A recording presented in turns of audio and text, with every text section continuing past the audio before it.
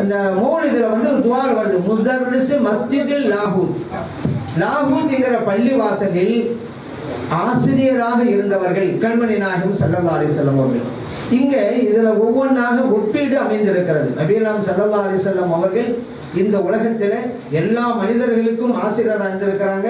அல்லாஹ் தந்த ஞானத்தை போதித்தவர்கள். அதுதான் அந்த இலக்கிய ஊமையோடு அங்கு சொல்லி தரப்பட்டிருக்கு. லாகூத் என்ற பள்ளி வாசலில், லாகூத் அப்படிங்கிறது இலாஹியத்தானது, இறைவன். மஸ்ஜிதுங்கிறது இல்லம், இறைவனுடைய இல்லம். அப்ப அல்லாஹ்வுடைய இல்லத்தில் ஆசிரியராக இருந்தவர்கள் என்பதுதான் அதுக்கு அர்த்தம். நபியல்லாம் ஸல்லல்லாஹு அலைஹி வஸல்லம் எல்லாருக்கும் கல்வி கொடுக்க வந்தவங்க தானே. ஏன் அவங்களே சொல்லிட்டாங்களே, இன்னமா அனல் காசிம் வல்லாஹு யுஅதி, அல்லாஹ் தருகிறான், நான் பங்கீடு செய்கிறேன். இந்த ஹதீஸ் புகாரில பதிவு செய்யப்பட்டிருக்கு. பாபுல் இல்ம், கல்வியுடைய பாடத்தில் தான் இந்த ஹதீஸ் வருகிறது. ஸல்லல்லாஹு அலைஹி வஸல்லம் அவர்கள் தான் இந்த கல்வி ஞானத்தை எல்லோருக்கும் கொடுக்கிறார்கள். அல்லாஹ் அவங்களுக்கு கொடுத்து அந்த மூலம் நமக்கு வருது. இப்போ அவர் நமக்கெல்லாம் ஆசிரியராக இருக்கிறார்கள். அல்லாஹ் கற்றுக் கொடுத்ததை நம்ம கற்றுத் தருகிறார்கள். அதுதான் இறைவனுடைய பள்ளியின் ஆசிரியர் சொல்லி தரப்பட்டிருக்கு.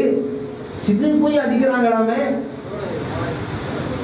அந்த மாதிரி அடிச்சா அவருடைய அறியாமை வெளிப்படுகிறது. யாருக்கு இழப்பு இல்ல, அவங்களே கூப்பிட்டு சரிங்க ஸல்லல்லாஹு நமக்கு ஆசிரியர் இல்லையான்னு கேளுங்க.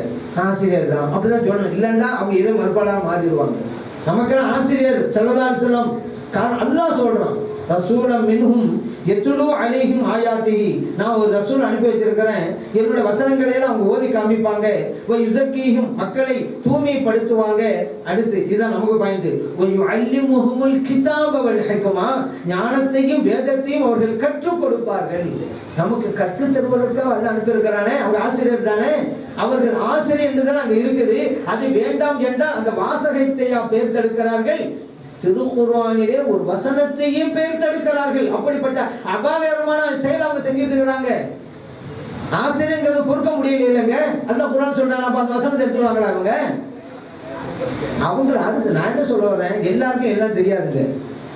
பெரியவங்க சொல்லியிருந்தாக்க நமக்கு விளங்காம இருக்கும். அவங்க விளங்கி சொல்லியிருப்பாங்க. அந்த நல்லெண்ணம் வரணும்.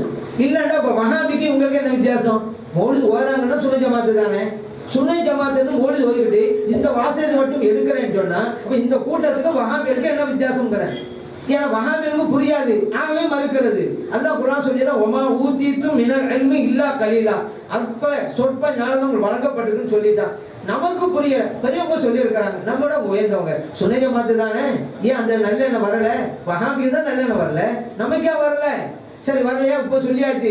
அல்லாஹ் ஆசிரியராகத்தான் ரசூல் ஸல்லல்லாஹு அலைஹி வஸல்லம் குர்ஆன் சொல்லிட்டான். இங்க அதுதான் இருக்கிறது.